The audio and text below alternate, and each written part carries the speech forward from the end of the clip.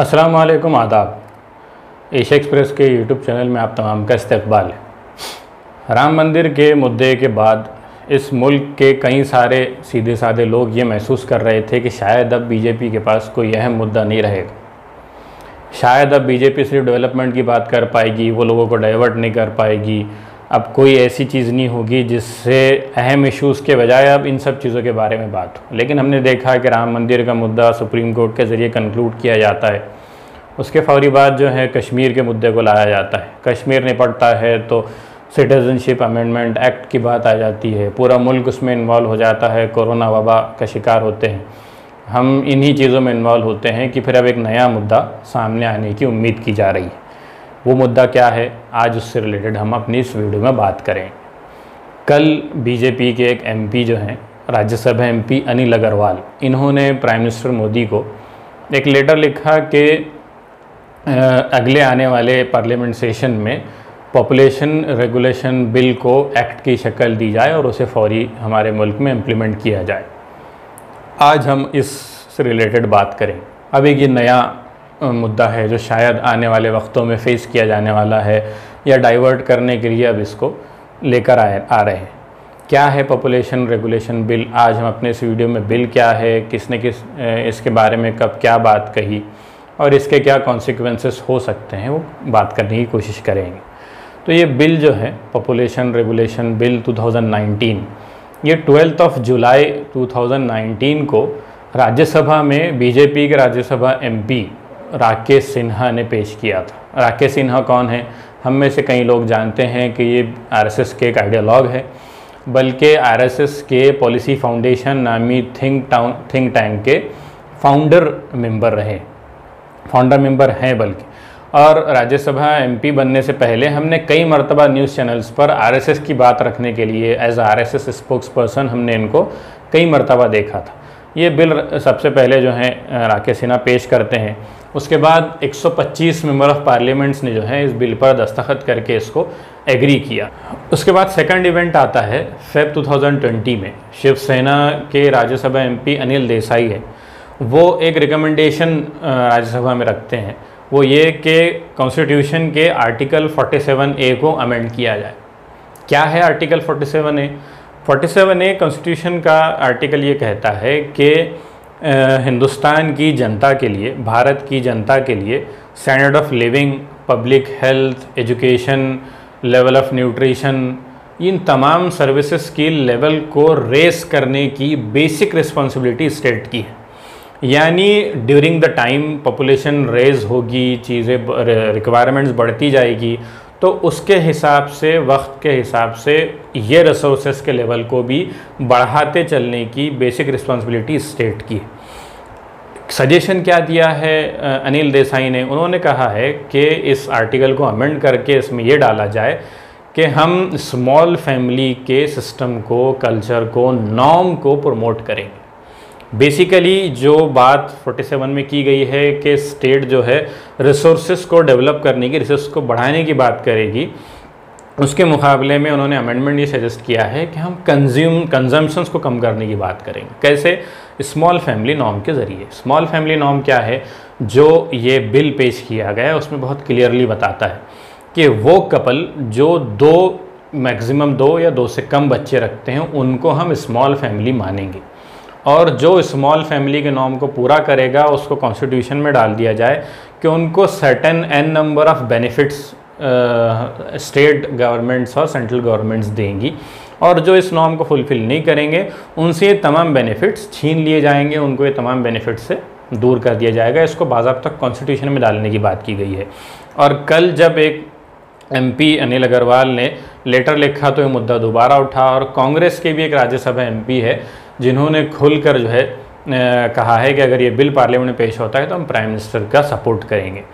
इनसे रिलेटेड एक और इवेंट होता है इन सबसे पहले, वो होता है 15 अगस्त 2019 को। यानी बिल पेश होता है राकेश सिन्हा की जानिब से राज्यसभा में, और उसके कुछ वक्त के बाद प्राइम मिनिस्टर मोदी यौम आज़ादी के दिन लाल किले से स्पीच करते हुए अपनी पूरी स्पीच में एक मेजर कॉन्सेंट्रेशन देते हैं पॉपुलेशन कंट्रोल पर। उन्होंने कहा था कि हमारे इस मुल्क में, भारत में पॉपुलेशन एक्सप्लोजन को रोकना बहुत ज़्यादा ज़रूरी है, वरना उस वक्त तक हम डेवलपमेंट नहीं देख सकेंगे। अब तक था कि कांग्रेस को रोकेंगे तभी डेवलपमेंट होगा, करप्शन को रोकेंगे तभी डेवलपमेंट हो सकेगा। अब 1 साल पहले की स्पीच में कहा था कि मुल्क में जो पॉपुलेशन एक्सप्लोजन हुआ है, अगर हम उसको फौरी कंट्रोल नहीं करेंगे तो हम डेवलपमेंट मुल्क में नहीं कर सकेंगे। इन सब चीज़ों के बीच फैक्ट्स क्या कहते हैं, चलिए उसकी तरफ देखते हैं कि अगस्त 2019 यानी जिस मंथ में हमारे वज़ीर आज़म ने, हमारे प्रधानमंत्री ने अपनी स्पीच में पॉपुलेशन एक्सप्लोजन की बात की थी, उससे पहले हमारे मुल्क में कोई पॉपुलेशन एक्सप्लोजन की चीज़ हुई ही नहीं है। उस वक़्त तक ऐसी कोई चीज़ हमारे मुल्क में वाकई नहीं हो पाई है। कैसे नहीं हो पाई है, कुछ शॉर्ट 2-3 नंबर्स की तरफ देखते हैं। पहली चीज़ ये कि पॉपुलेशन ग्रोथ को देखने के लिए या पॉपुलेशन के कंसेप्ट को जांचने के लिए एक टर्म होती है टोटल फर्टिलिटी रेट। तो इंडियन वुमेन का टोटल फर्टिलिटी रेट 1960 में, यानी आज़ादी के 13 साल बाद जो था वो 6 था, 6 इंटू 1960, और वो फर्टिलिटी रेट डाउन होके 2018 में 2.2 पर आ चुका है। कितना बड़ा ग्रोथ हुआ है या कितना बड़ा डिक्लाइन हुआ है आप इस फिगर से देख सकते हैं। ये रेट जो 2018 में 2.2 था, तो इकोनॉमिक सर्वे 2018-19 के हिसाब से 2021 में ये ग्रोथ रेट डाउन होकर 1.8 तक चला जाएगा। टोटल फर्टिलिटी रेट TFR जो है वो और डाउन होकर 1.8 तक चला जाएगा। तो कहाँ का पॉपुलेशन एक्सप्लोजन, कहाँ की पॉपुलेशन की भरमार और ग्रोथ वाली बात। एक और चीज़ कि ये जो इकोनॉमिक सर्वे का मैंने आपके सामने जिक्र किया, ये एक और डेटा देता है कि 1971 to 81 10 साल के अरसे में जो इंडियन पॉपुलेशन की ग्रोथ रेट थी, पॉपुलेशन एक्सप्लोजन तो अब आप बाजू रखिए, फर्टिलिटी रेट का एक डेटा बाजू रखिए, जो ग्रोथ रेट थी वो 2.5% हुआ करती थी 1971 से 81, 1971 to 81 के बीच में, जबकि ये गिरकर 2011 to 2016 में 1.3% तक पहुंच चुकी है। तो ग्रोथ हो रही है, बढ़ रहा है मामला, डिक्लाइन हो रहा है, आप ये फिगर से जान सकते हैं। और पॉपुलेशन एक्सप्लोजन की जो बात की गई है उससे भी आप समझ सकते हैं। दूसरा मसला इस बिल से रिलेटेड जो है वो ये कि बिल बेसिकली अगर आएगा तो ये हमारे मुल्क की जो मार्जिनलाइज्ड पॉपुलेशन है वो उनको और मार्जिनलाइज करेगा, उनसे और चीज़ें छीन लेगा, उनकी और ग्रोथ को डाउन कर देगा। सबसे पहला वार या सबसे बड़ा वार इस बिल के ज़रिए जो होगा वो मुस्लिम कम्युनिटी पर होने वाला है, बल्कि होने क्या वाला है, एक लंबे अरसे से हो रहा है। हम देखते हैं कि मौजूदा सरकार के सेंट्रल मिनिस्टर्स हों, MPs हों, जैसे गिरिराज सिंह है या और जो स्वामीज़ वगैरह के नामों से हम जिनको जानते हैं, उन्होंने अपनी स्पीच में ये पॉपुलेशन के उन्वान से मुसलमानों के अगेंस्ट कितना जहर उगला है। अब तक कई बार ये कम्युनिटी झेल रही है, मुस्तकिल झेल रही है एक के बाद एक। अब ये एक नया वार बाज़ाब्ता ऑर्गेनाइज तरीके से आएगा। अब तक चंद लोग आवाज़ उठाते थे, अब सरकार एक बिल के ज़रिए मौका दे देगी। हमने सुदर्शन चैनल को भी देखा है कि इसने एक पूरी कैंपेन रन कर दी है, और जो नारा वो लेकर चलते हैं कि मुसलमानों का मामला जो है वो हम 5 और हमारे 25 वाला है, लेकिन फैक्ट्स इसके बिल्कुल मुखालिफ। हद तो ये है कि ये मुद्दा कई सारे इलेक्शंस में जीतने का ज़रिया बना है। आपने कई सारे बीजेपी के रैलीज़ या रिलीजियस रैलीज़ को देखा होगा जिसमें जनता बहुत नारे लगाते हुए इस बात को कह रही है कि हम हमारी नौकरियां चली जाए बर्दाश्त कर लेंगे, हम हमारी इकोनॉमी बैठ जाए बर्दाश्त कर लेंगे। लेकिन अगर हमने इस दूसरी कम्युनिटी को नहीं रोका तो पॉपुलेशन इस तेज़ी से ग्रो कर रही है कि 2050 में हिंदुओं से ज़्यादा पॉपुलेशन हो जाएगी और मुल्क पर दोबारा कब्जा कर लेंगे। ये तमाम बातें अगेंस्ट दी फैक्ट। कई न्यूज़ चैनल पर इस फैक्ट को भी नकार दिया गया है, जिसमें बताया गया है कि जो प्रेजेंट पॉपुलेशन ग्रोथ है मुस्लिम्स की, जो मुस्लिम्स का टोटल फर्टिलिटी रेट है वो बहुत स्पीड से डाउन हो रहा है, बहुत स्पीड से गिर रहा है। हद ये है कि वो हिंदू कम्युनिटी से ज़्यादा स्पीड से गिर रहा है। तो कैसे वो पॉपुलेशन क्रॉस करेगी? और जो ग्रोथ रेट कहा गया है उसको अगर कन्वर्ट किया जाए तो इक्वल आने में कई 100 साल लग जाएंगे। कई 100 साल के बाद पॉपुलेशन के इक्वल आएगी हिंदू के, तो कहाँ वो 2050 में आगे बढ़े। और ये सब तो तमाम चीज़ें जो हैं पॉलिटिकली इलेक्शन जीतने के लिए पहले से ये मुद्दा मौजूद है और अब शायद इसको ऑफिशियली लाया जा रहा है।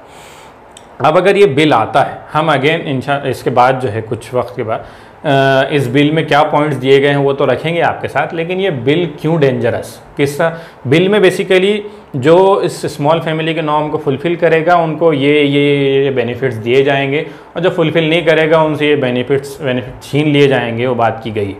लेकिन अगर ये बिल इम्प्लीमेंट होता है तो ये ना सिर्फ मुसलमानों के लिए बल्कि ओवरऑल पूरे मुल्क के लिए एक डेंजरस चीज़ हो सकती है। कैसे हो सकती है? हम देखते हैं कि 1980s में जो लोग बड़े हुए हैं, जिन लोगों ने चीज़ों को देखते हुए आगे बढ़े हैं, उन्होंने नारा बहुत कॉमनली सुना होगा कि हम दो हमारे दो। ये कांग्रेस गवर्नमेंट के टाइम पर भी मौजूद था, बीजेपी गवर्नमेंट का तो ख़ास हमेशा से रहा ही है, लेकिन जिस अंदाज का वो नारा था आज ये बिल उस अंदाज का नहीं है, बल्कि ये बाज़ाब्ता हमारे मुल्क भारत के सोशल फैब्रिक को डिस्ट्रॉय करने वाला बिल है। कैसे डिस्ट्रॉय करेगा? ये बिल एक नई कास्ट सिस्टम को, एक नई तफरीक को, एक नए डिवाइड को मुल्क में लेकर आएगा। अब तक लोग जो हैं रिलीजन की बेसिस पे एक दूसरे से अलहदा होते थे, तफरीक करते थे, फ़र्क करते थे, कास्ट के बेसिस पे करते थे, इकोनॉमिक ग्राउंड्स पे करते थे। अब एक नया ग्राउंड लाकर दिया जा रहा है ये स्मॉल फैमिली नॉर्म्स का, कि स्मॉल फैमिली नॉर्म एक अलग, एक और जो है उससे हट के रहने वाले लोग अलग। जो लोग स्मॉल फैमिली नॉर्म को फुलफ़िल करेंगे उनको ये दिया जाएगा, जो नहीं करेंगे उनको इन सब चीज़ों से अलग रख दिया जाएगा। बल्कि ये बिल आने के बाद सरकार जो पहले ही कई चीज़ों से अपने आप की जवाबदेही हटा रही है, चीज़ों को प्राइवेटाइज भी कर रही है और कल्चर ऐसा लेकर आ रही है कि आप ना क्रिटिकल थिंकिंग ला सकते हैं, ना क्वेश्चन कर सकते हैं। तो बिल आने के बाद अगर किसी बच्चे की या किसके पेरेंट्स की लैक ऑफ फूड की वजह से या लैक ऑफ हेल्थ सर्विसेज की वजह से डेथ हो जाती है, तो वो अगर स्मॉल फैमिली वाला नहीं होगा तो सरकार साइड में खड़े होकर देखती रहेगी, किसी किस्म की कोई जवाबदेही नहीं होगी। वो सिंपल कहेगी कि आप उस नॉर्म में आते नहीं तो हम आपको सर्विसेज प्रोवाइड ही नहीं कर सकते। तो ये एक सबसे बड़ा, सबसे डेंजरस चीज़ हो सकती है। आप इमेजिन कीजिए कि आज हम जिस तरह के कोरोना पेंडेमिक से गुजर रहे हैं, ये बिल अगर आज से 10 साल पहले इम्प्लीमेंट हो गया होता, 20 साल पहले इम्प्लीमेंट हो गया होता, तो आज किस किस्म का डिवाइड होता था। आज सरकारी अस्पतालों में, सरकारी सर्विसेज में इस तरह के इंस्ट्रक्शंस निकलते थे कि जो स्मॉल फैमिलीज़ है उन्हीं को जो है फर्स्ट प्रायोरिटी पर टेस्ट किया जाएगा, उन्हीं को आइसोलेट किया जाएगा, उन्हीं को फ्री ट्रीटमेंट्स दिए जाएंगे, और जो स्मॉल फैमिली के लोग नहीं हैं उनको जो है ये तमाम पेड सिस्टम रहेगा, या उनको आइसोलेट नहीं किया जाएगा, या वेंटिलेटर्स का प्रेफरेंस जो है वो स्मॉल फैमिली को दिया जाएगा। आप इमेजिन कर सकते हैं कि किस तरह का कल्चर, किस तरह का मामला हमारे सोशल फैब्रिक का खड़ा हो जाएगा इस बिल के ज़रिए। दूसरी चीज़ ये कि एक सेकंड कैटेगरी ऑफ सिटीजन्स खड़ी होगी कि जो लोग स्मॉल फैमिली नॉर्म को ना चाहते हुए शायद फुलफ़िल ना कर पाएँ, या वो जो इसका हिस्सा ना बनना चाह रहे हों, वो इस मुल्क के एक एंगल से सेकंड सिटीज़न हो जाएंगे कि वो बहुत डिफाइंड हुकूक़ नहीं मांग सकते, वो एजुकेशन नहीं मांग सकते, वो जॉब्स नहीं मांग सकते, वो हेल्थ सर्विसेज को उस एंगल से नहीं मांग सकते। तो सेकंड सिटीज़न का एक ऑफिशियल नोटिफिकेशन बेसिकली इस बिल के ज़रिए निकलेगा। और तीसरी चीज़ सबसे बड़ी ये कि पहले ही हमारा मुल्क जो एक बहुत बड़े मसले से, इस उन्वान से गुजर रहा है, वो फीमेल फेटिसाइड वाला मामला है कि हर किसी को कल्चरल प्रेफरेंस के उन्वान से बेटा चाहिए, लड़का चाहिए, बड़ी पॉपुलेशन को ये बिल एक और ज़रिया मुहैया करवाएगा कि अगर 2 ही औलादें चाहिए मिल सकती है किसी को, तो फिर एबॉर्शंस का सिलसिला बढ़ेगा, वुमेन के हेल्थ पर उसका क्या असर पड़ेगा वो हम चीज़ों को देख सकते हैं। वो एक नया मसला ये बिल लेकर आ सकता है। अब आते हैं कि डॉक्टर राकेश सिन्हा ने जो बिल राज्यसभा में पेश किया था, वो प्राइवेट मेंबर बिल था, वो क्या कहता है। सबसे पहले प्रीफेस में बताया गया है कि क्यों ज़रूरत है। ज़रूरत में जैसे बताया कि डेवलपमेंट के लिए है, सबको अच्छे से अच्छे हेल्थ सर्विसेज मिल पाए, सबको एजुकेशन अच्छी मिल पाए, सबकी तरफ अच्छे से सरकार ध्यान दे सके। तो सरकार जो है वो अपने रिसोर्सेज बढ़ाने पर काम नहीं कर सकती, क्योंकि करप्शन का मसला है, बहुत सारे दूसरे इश्यूज़ है। तो जो कुछ हमारे पास अवेलेबल है हम उस हिसाब से पॉपुलेशन की क्वांटिटी डिफाइन करेंगे। ये बेसिकली एंगल है इस बिल को पेश करने का। तो जो स्मॉल फैमिली के नॉर्म को पूरा करेगा, यानी जिनके सिर्फ 2 बच्चे होंगे, उनको क्या क्या बेनिफिट की बात की गई है इस बिल में कि जो जॉब या सर्विसेज पर होगा उसको नॉर्मल इंक्रीमेंट से पूरी सर्विस में एक एडिशनल इंक्रीमेंट दिया जाएगा, नंबर 1। नंबर 2, अगर वो प्लॉट ख़रीदते हैं या घर ख़रीदते हैं या कंस्ट्रक्शन करते हैं उस प्लॉट पर, तो उनको सब्सिडी दी जाएगी। नंबर 3 ये कि उनको लो इंटरेस्ट पर लोन दिया जाएगा, होम लोन या कंस्ट्रक्शन लोन। फिर जो उनके इनकम टैक्स रिटर्न्स हैं, वाटर बिल्स है, लाइट बिल्स हैं, फ़ोन बिल्स हैं, व्हीकल रजिस्ट्रेशन है, हाउस टैक्स है, इस तरह के तमाम टैक्सेस में उनको रिबेट देने की बात इसमें की गई है। ट्रैवलिंग में सब्सिडीज़ हैं, बस ट्रैवल है, ट्रेन ट्रैवल है, एयर ट्रैवल है। फिर पैटर्निटी लीव्स को बढ़ाया गया है, उसमें एडिशनल बेनिफिट्स की बात की गई है, पेंशन में बेनिफिट की बात की गई है, free health care and insurance to parents की बात की गई है। फिर जब पहला बच्चा होगा उसको अप टू 25 ईयर्स जो है हेल्थ केयर फ्री देने की बात की गई है। लड़के को जो है ग्रेजुएशन तक फ्री एजुकेशन और लड़की को हायर एजुकेशन में भी फ्री एजुकेशन। हायर इंस्टीट्यूशन में उनको एडमिशन का प्रेफरेंस होगा, जॉब्स में उनको एडमिशन का प्रेफरेंस होगा, सिर्फ एम्स, आईएम्स और आईआईटीज़ को छोड़कर एडमिशन दूसरों में प्रेफरेंस दिया जाएगा। यानी अब तक जो है ओबीसीज, एससी, एसटी ये सब जो एक रिजर्वेशन की कैटेगरी हुआ करती थी, वे शायद एक नया रिजर्वेशन आएगा, स्मॉल फैमिली रिजर्वेशन, और उनको प्रेफरेंस देने की बात की गई है। इन तमाम चीज़ों के बेनिफिट्स जो हैं इसमें गिनाए गए हैं, और जो स्मॉल फैमिली के नॉर्म को पूरा नहीं करेगा बेसिकली इनको इन तमाम बेनिफिट्स नहीं मिलेंगे।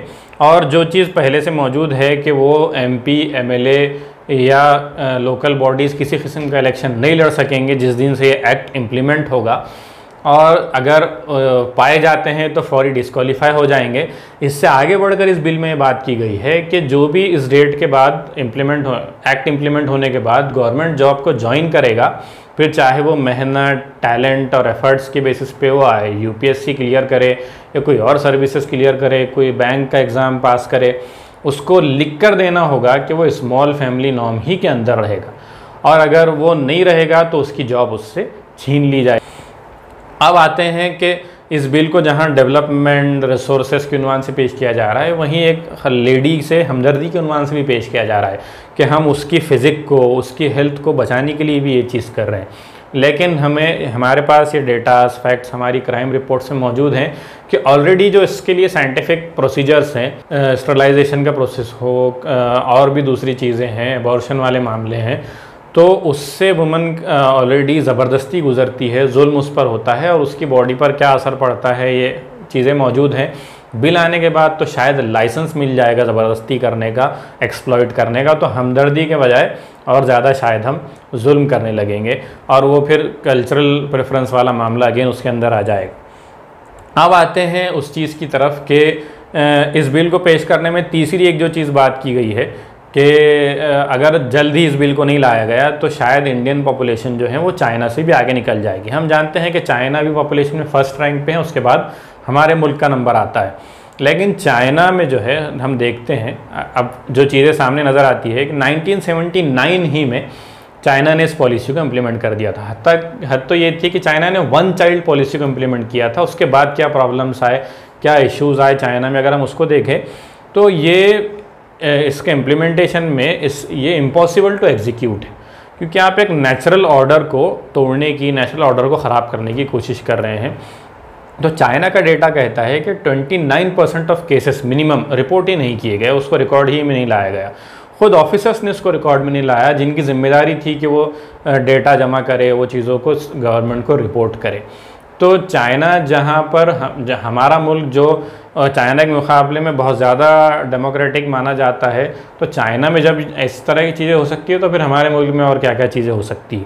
फिर जब मैंने कल्चरल प्रेफरेंस की बात की कि बेटा चाहिए, उसके लिए अबॉर्शंस और बहुत सारे मामलात है, तो ख़ुद चाइना में ये बात बहुत ज़्यादा देखने में आई है, तो फिर हमारे मुल्क में ये कितनी ज़्यादा देखने में आएगी, इस चीज़ को हम देख सकते हैं। तीसरा इशू ये है कि हम एक क़ानून अगेन अथॉरिटीज़ के हाथ में देंगे कि इसके ज़रिए एक्सप्लॉइट किया जाए, क्योंकि ये चीज़ भी फैक्ट है कि every law is also a root to corruption और टू एक्ट अगेंस्ट समवन। यानी जहाँ आप किसी क़ानून को कुछ बंदिशें लाने के लिए, कुछ अच्छा करने के लिए लाते हैं, वहीं वो क़ानून किसी के ख़िलाफ़ भी इस्तेमाल किया जाता है, या वो करप्शन को भी प्रमोट करता है, लोग उसका इस्तेमाल भी करते हैं। तो यहाँ पर भी जो है अथॉरिटीज़ जो है इसका इस्तेमाल कर सकती है डेटा मैनिपुलेट करने के लिए, रिपोर्ट्स ख़राब करने के लिए, और जनता को जो है अगेन एक करप्शन के उसमें गुजरना पड़ेगा। और इस सब चीज़ों के बाद एक अहम सवाल ये कि जो प्रेफरेंसेस की, जो बेनिफिट्स की बात की गई है, तो आप उसको कॉन्स्टिट्यूशन में इक्वल राइट्स के उन्वान से कैसे आप जस्टिफाई कर सकेंगे कि कोई बच्चा अगर थर्ड चाइल्ड के तौर पे पैदा होता है तो उसके इस दुनिया में आने में उसकी क्या गलती है कि उसको बेनिफिट्स नहीं मिलेंगे जो पहले चाइल्ड को मिल गए थे।